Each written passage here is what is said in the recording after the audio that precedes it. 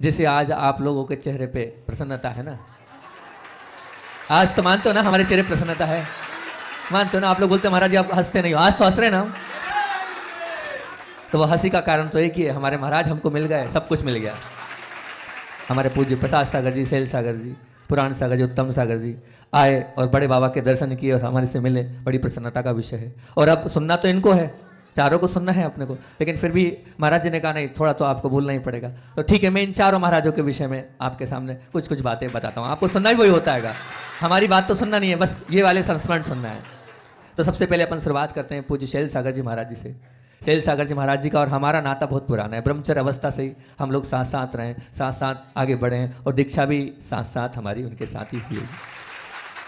पूज्य शैल सागर जी महाराज जी, जैसा उनका नाम है वैसे ही वो अनुशासन प्रिय है और अपने आप में अपने नियमों में बहुत शैल की तरह, पत्थर की तरह बिल्कुल अडिग रहते हैं।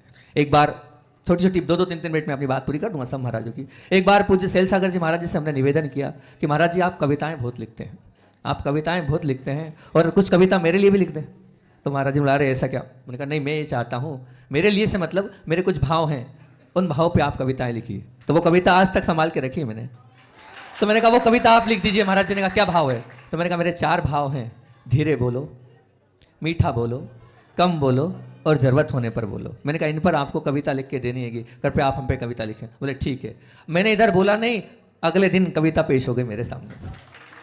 वो कागज, वो लाइनें आज भी संभाल के हमने रखी। पूज्य महाराज श्री जी की नीचे एक लाइन मिस हो रही थी, हमने पूछ लिया यही लाइन है ना, हमने ठीक तो कर दिए। तो वो पूज्य महाराज जी की बहुत अच्छी कविता, भाव इसमें है, धीरे बोलो, मीठे बोलो, कम बोलो और ज़रूरत होने पर बोलो। तो महाराज जी की कविता है, सार्थकता भी जीवन की धीरे और बोलने में, कम सुनने में ज़्यादा है। क्या है? सार्थकता भी जीवन की धीरे और बोलने में, कम सुनने में ज़्यादा है। बोलने में कम, सुनने में ज़्यादा है, क्योंकि बोलने में उद्वेग ज़्यादा और सुनने में गंभीरता आती। क्योंकि बोलने में उद्वेग ज़्यादा और सुनने में गंभीरता आती। आवश्यकता होने पर कोयल की तरह बोलें। आवश्यकता होने पर कैसे बोलना है? कोयल की तरह बोले। हमारे महाराज जी वैसे ही बोलते हैं और कम भी बोलते हैं। कोयल की तरह बोलें और ताकि सुनने वालों के हृदय में रोमांच छा जाए। क्या छा जाए? रोमांच छा जाए। जिस तरह बसंत को आ जाने से कोयल की कूक कूक स्वतः ही कंठ से फूटती है, वैसे ही पुण्य पुरुषों के कंठ से प्राणी मात्र को दुखित और पीड़ित देखकर करुणा से द्रवीभूत हुए तन को और मन को संतोष देने वाले मधुर शब्द कंठ से स्वतः ही खिरते हैं। बोले ऐसे पूज्य शैल सागर जी महाराज की जय। ऐसी मार्मिक कविता हमारे लिए लिखी थी। पूज्य पुराण सागर जी से भी हम काफ़ी समय से जुड़े, ब्रह्मचर्य अवस्था से, मुनिराज से जुड़े हैं। उनके मेरे से संबंधित एक बहुत ऐसी घटना उनसे जुड़ी हुई है जो मुझे बड़ी आश्चर्यचकित है कि पहली बार चौका लेके तिलवारा घाट में सन 2000 में हम पहुँचे थे। प्रथम बार चौका था बाहर, यूँ तो खूब लगाया था क्षेत्रों पर पहली बार चौका लेके गए थे हम। और चौका लेके जब पहुँचे थे तो वो 125-150 चौके, उन 150 चौके में अपना नंबर कहाँ आएगा? आ ही नहीं सकता। फिर भी बड़े महाराजों का बहुत आशीर्वाद था, बहुत संबल था। तीसरे दिन की ही बात थी, आचार्य भगवान के केशलोच हुए और केशलोच की पारणा के लिए आचार्य श्री ढूंढते ढूंढते 2 राउंड मारे और हम सबसे पीछे खड़े थे और वहाँ पर आके आचार्य श्री जी खड़े हो गए। हमारे आंसू नहीं रुक रहे थे, हमें उम्मीद नहीं थी कि इतना बड़ा मिलेगा और इतनी जल्दी मिलेगा। तीसरे दिन ही मिल गया और मिल तो गया। उसके बाद जब सब परिवार सहित हम लोग आचार्य श्री को छोड़ने गए तो वहीं पुराण सागर जी महाराज जी का उपवास था। तो महाराज जी का उपवास था, वहीं बैठे थे। और पुराण सागर जी महाराज जी के जानकारी में एक बात थी कि परिवार वाले बहुत बड़ा बिजनेस करते फटाके का, बहुत बड़ा काम था फटाके का। अब वो काम करते थे, पुराण सागर जी ने मोटिवेशन किया कि देखो भैया फटाके फोड़ना ठीक नहीं है, बेचना तो वो ठीक नहीं है, आप तो बहुत बड़ा काम है आपका। तो हाँ, उन्होंने कहा महाराज जी बहुत बड़ा काम है और 7 लाइसेंस है हमारे पास। बोले देखो ये तो ठीक नहीं है, इसको छोड़ देना चाहिए। आज आपके तीर्थंकर समान पूज्य गुरुदेव के आहार हुए हैं, आज आप इसका त्याग कर दो। तो बोले महाराज जी अभी तो पूरे गोडाउन्स भरे हैं, हमारे यहाँ तो 6 महीने 8 महीने पहले ही पूरी बुकिंग हो जाती है और माल आ जाता है, माल आके रखा गया है, अब मैं क्या करूँ? तो महाराज जी ने कहा एक काम करो, जितना है उतना बेच लेना, अगले वर्ष इसको छोड़ देना। बहुत बड़ी हिम्मत की बात होती, लेकिन बड़े महाराज जी के कहने से परिवार वाले उन्हें तैयार हुए और कायसर करके त्याग कर दिया। उसके बाद अगले वर्ष से उन्होंने वो फटाके और 7 लाइसेंस फाड़ के अलग कर दिए।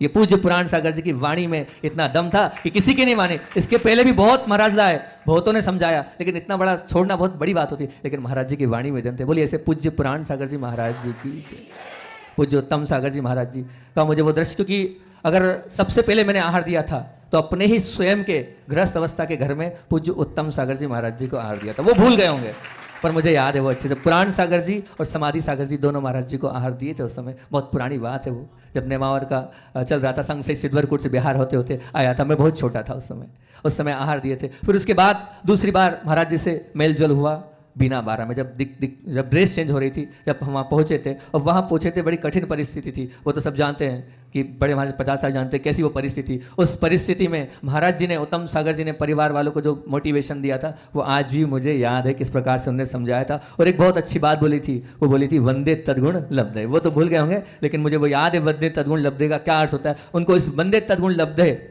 इस शब्द से उन्होंने सब लोगों को समझाया था और मोटिवेशन किया था। ऐसा उनका बहुत सहयोग मेरे जीवन में। ऐसे पूज्य उत्तम सागर जी महाराज जी की जय।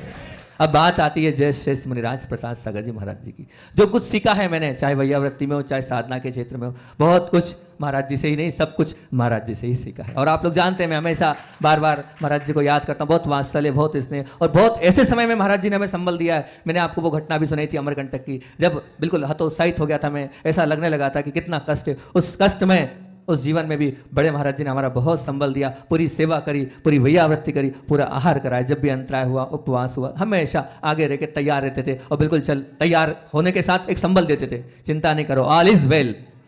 क्या डाले के महाराज जी का, ऑल इज वेल। और फिर उसके बाद जब अंतराय आते थे, घबराहट होती थी तो बोले दीर्घ सांस लो।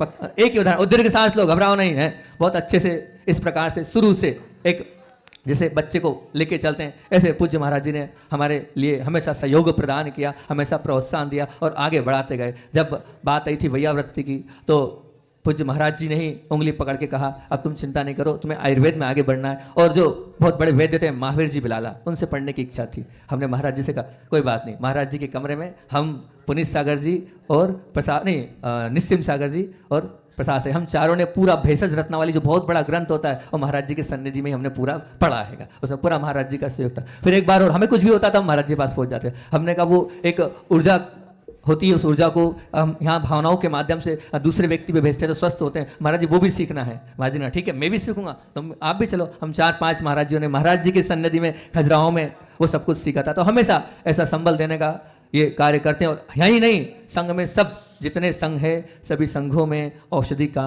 और तो और जो लगता जिस प्रकार की सेवा उनसे बनती है हमेशा करते हैं। यहाँ त्यागी वृत्तियों के लिए हमेशा तैयार रहते। ऐसे सरल सहज और बालकवत स्वभाव में से कहते हैं ना, मुनिवत कैसे होना चाहिए, बालकवत होना चाहिए। तो बालकवत ऐसी चर्या को पालन करने वाले पूज्य प्रसाद सागर जी महाराज जी है। वैयावृत्ति में तो अग्नि है ही है, और भी अनेक खासियतें इनकी। जितने भी आयुर्वेद शिविर चल रहे हैं ना, ये आयुर्वेद शिविर जी के कौन है प्रणेता, पूज्य प्रसाद सागर जी महाराज जी।